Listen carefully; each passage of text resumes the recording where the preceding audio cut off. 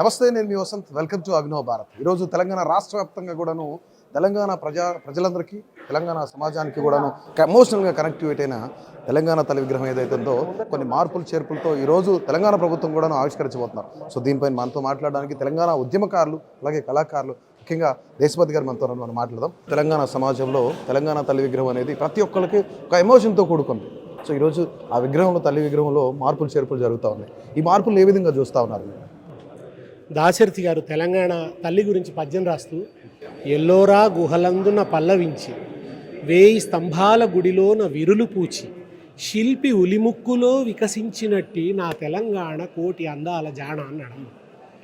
శిల్పి ఉలిముక్కులో వికసించినట్టి అంటే ఒక రామప్ప శిల్పంలాగా తెలంగాణ తల్లి ఉండాలి, ఒక వేయి స్తంభాల గుడి శిల్పంలాగా తెలంగాణ తల్లి ఉండాలి. తెలంగాణ తల్లి దేవత వల్లనే ఉండాలి. భారతమాత దేవత వల్ల లేదా? తమిళ తాయి అని తమిళనాడు పెట్టుకున్నారు, వాళ్ళు దేవతా స్వరూపంలో పెట్టుకున్నారు.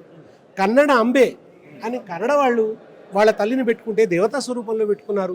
నెహ్రూజీ రూపొందించిన భారతమాత కిరీటంతో, రత్నప్రకాశంతో సర్వాలంకార భూషిత అయి ఉంటుంది. కానీ తెలంగాణ తల్లికి వచ్చేటప్పటి వరకు అట్లా ఉండొద్దంటారు. ఆత్మన్యూనత కలిగించేలాగా ఎందుకు ఉండాలి తెలంగాణ తల్లి? మనం గతంలో చూసాం, తెలుగు తల్లి విగ్రహం కూడా అట్లనే ఉంటుంది. తెలుగు తల్లి కలశం పట్టుకొని ఉంటుంది.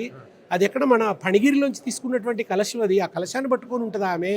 అద్భుతమైనటువంటి నగలు నాణ్యాలతో ఉంటుంది. ఇప్పుడు బీదరికం అనేది అధిగమించాల్సిన దశ అండి, ఆదర్శవంతమైన దశ కాదు, ఆరాధించే దశ కాదు. బీదరికం గొప్పది, బీదరికం పూజిస్తాం ఆ బీదరికాన్ని. అయినా మీరు పెట్టిన తల్లిని మీరు బీదగా కూడా పెట్టలేదు, శ్రామిక మహిళను కూడా పెట్టలేదు, పొలంలో దిగి పనిచేసే తల్లిని కూడా మీరు పెట్టలేదు, గట్టు మీద కూర్చొని పని చేయించే తల్లినే పెట్టిన మీరు. ఆమె చక్కగా నగలు నాణ్యాలతోనే ఉన్నది. మన మంగత్రా ఏదో లేకుంటే కళ్యాణి జ్యువెలర్స్ నుంచో తెచ్చిన నగల తీరనే ఉన్నాయి మీరు పెట్టినవి కూడా. పాతకాలపు శిల్పశాస్త్రంలో ఉన్న నగల వల్ల కూడా లేవు.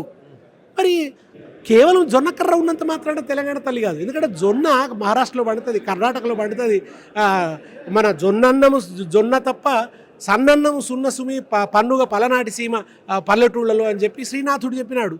అంటే పల్లాడంతా కూడా జొన్న అన్నమే తినేవాళ్ళు. కనుక జొన్న ఒక్క తెలంగాణకే ప్రత్యేకమైంది కాదు, ఈ పిచ్చోళ్ళకి తెలియదు. జొన్నతో పాటు చేతిలో బతుకమ్మ ఉండాలి. బతుకమ్మ తెలంగాణకే ప్రత్యేకమైన పండుగ, ఇంకెక్కడ లేదా పండుగ, ఎవరు చేసుకోరు కదా. ఈ మధ్య ఏదో కొత్త నేర్చినారు, వాళ్ళు చేసుకోరు వీళ్ళు చేసుకోరని. మలిదశ ఉద్యమం వచ్చిన తర్వాత అందరూ చేసుకుంటున్నారండి. దాన్ని ఆహ్వానించండి, ప్రతి ఒక్కళ్ళు చేసుకుంటున్నారు. దళితులు కూడా ఆనందంగా బతుకమ్మ ఆడుతున్నారు. ఇప్పుడు మీరు ఎందుకు దళితులు ఆడరు అని ఎందుకంటారు? దళితులు ఇప్పుడు ఆనందంగా ఆడుతున్నారు. వాళ్ళకి హక్కు, వాళ్ళ హక్కును వాళ్ళు చాటుకుంటున్నారు. రాష్ట్ర పండుగకి నిజంగానే ఇలా కులాభిప్రాయ భేదాలు ఉన్నాయి. అసలు తీసేయమనండి. ఇప్పుడు రాష్ట్ర పండుగగా బతుకమ్మ అందరూ ఆడరని విమర్శిస్తున్నటువంటి చెత్త కాంగ్రెస్ నాయకుల్ని రాష్ట్ర పండుగగా బతుకమ్మని తీసేస్తావా? మొన్న ఎందుకు చేసినావు అధికారికంగా? బహుజన బతుకమ్మ అని చెప్పి మీరు విమలక్కను కూడా పిలిచిండ్రు కదా. మరి అదంతా ఉన్నప్పుడు బతుకమ్మ చీరలెగ్గొట్టిండు దుర్మార్గుడు, బతుకమ్మనే తీసేసిండు. ఎల్లమ్మ తల్లి కట బోనం దేవాలన్నట. ఆ బోనం ఏం చేయాలన్నట అంటే కనురెప్పల చాటలతోని బియ్యం జరగాలన్నట, కన్నీటితోని కడగాలన్నట, ఎద వేడితోని, గుండె వేడితోని దాన్ని ఉడికించాలన్నట. ఆ బోనం తీసుకురమ్మంటాడు ఎల్లమ్మ తల్లిని జమదగ్ని. ఏది బతుకమ్మ పాటల. ఆ పాటలని ఎవరి అండి? అవి బహుజనులు సృష్టించినటువంటి పాటలే. అవి ఎవరో బ్రాహ్మణులు సృష్టించిన పాటలు కావు. ఇది మన బతుకమ్మ పండుగ నాడు పాడుకునే కేవలం అగ్రవర్ణాలు సృష్టించిన పాటలు కావు. అనేకమైనటువంటి వాళ్ళు సృష్టించినటువంటి పాటలు ఉన్నాయి. ఒక్కేసి ఎలగపండే గౌరమ్మ, దూరాన దూరపండే గౌరమ్మ. ఇదంతా కూడా ఎవరి భాష అండి? ఇది అచ్చంగా తెలంగాణ డౌన్ ట్రాడెన్ లాంగ్వేజ్ అండి. ఇది ప్రజల భాష. ప్రతి ఒక్క తెలంగాణలో పుట్టిన బిడ్డకి ఇక్కడ గవర్నమెంట్ ఎప్పుడైతే కేసీఆర్ గారు 10 ఏళ్ళు పరిపాలించిన ప్రతి ఒక్క అంశం కూడాను కొంత ఎమోషనల్ గా కనెక్టివిటీ ఉంటుంది. తెలంగాణ తల్లి విగ్రహం కానివ్వండి, లోగో కానివ్వండి, ప్రతి ఒక్కటి TGTS అని ఇట్లా మారుస్తా ఉన్నారు. ఈ మార్పులన్నింటినీ చూస్తుంటే ఏం చెప్తారు? దమాగలేదండి. చార్మినార్ రాచరిక చిహ్నం అంటారు. అరే నువ్వు చరిత్రలోకి పోయిన తర్వాత రాజులు కాకుండా రాజులు ఉండరా? అంతకుముందు ఆంధ్రప్రదేశ్కి ఉన్నటువంటి కలశం ఎక్కడి నుంచి వచ్చిందండి? అది ఫణిగిరి శిల్పాల నుంచి వచ్చింది. రాచరిక శిల్పం కాదా? అశోక చక్రం ఎక్కడిది? భారతదేశ జాతీయ పటంలో ఉన్నది. మన ఎర్రకోట నుంచి ఎందుకు ఉపన్యాసం చెప్తాడు ప్రధానమంత్రి? నెహ్రూ ఎందుకు సాంచి స్తూపంలోంచి తీసుకున్నాడు? అవి రాచరిక చిహ్నాలు కావా?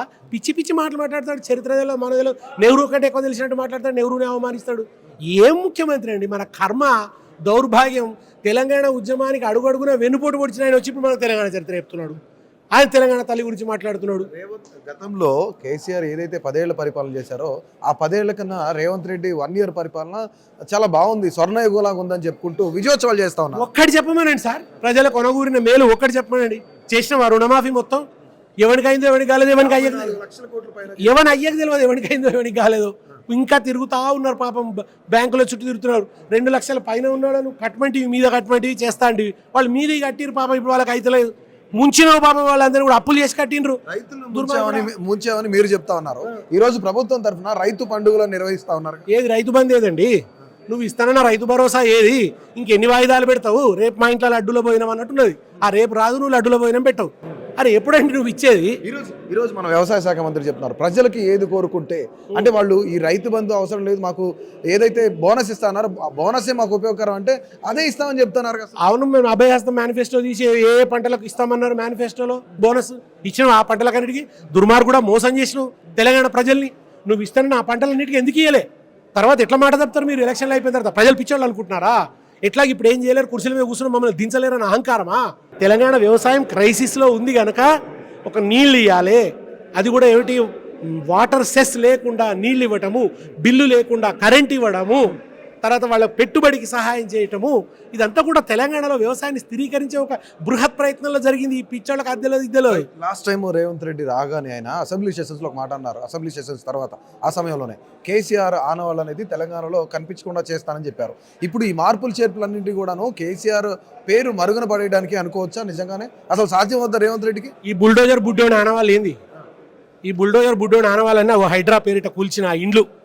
ఈ బుల్డోజర్ బుడ్డోని ఆనవాళ్ళు మన